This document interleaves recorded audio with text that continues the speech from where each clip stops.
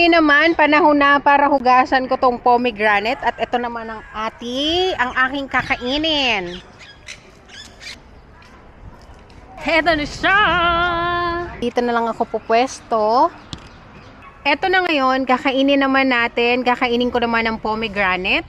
Ayan. Wala akong dalang kutsilyo, kaya hindi ko alam, hindi ko sigurado kung mabubuksan ko siya with my bare hands. Pero susubukan ko. Magandang kinakato dito sa dulo, magkabilang dulo, tapos hinihiwaan dito sa may mga gilid-gilid niya para madali siyang mabuksan at para madaling matanggal yung mga buto. Pero since wala akong kutsilyo, susubukan ko, nagamit yung kamay ko. Ayan. Wait lang.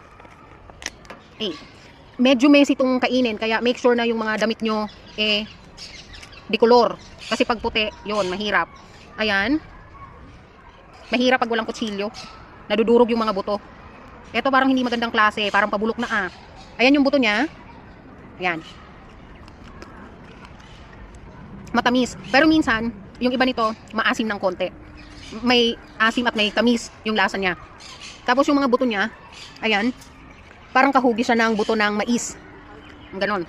Much better kung bubuksan nyo ang pomegranate nyo ng kutsilyo. Hindi masyadong maganda yung kulay ng mga buto niya. Maputla. At hindi rin masyadong masarap. Parang pabulok na itong nabili ko Mahirap.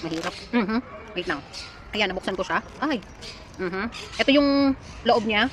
Pwede nyo siyang ganituhin. Kamay lang. Ayan.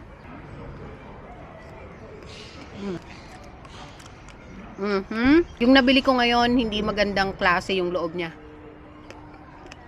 Masarap din nung ilagay sa salad.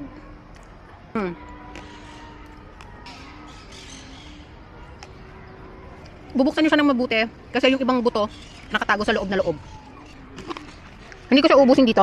Ayun ang gulo-gulo, diba? Yan. So ayun lang guys, sinare ko lang sa inyo. Sana natuwa kayo kasi ako konti lang. Bye!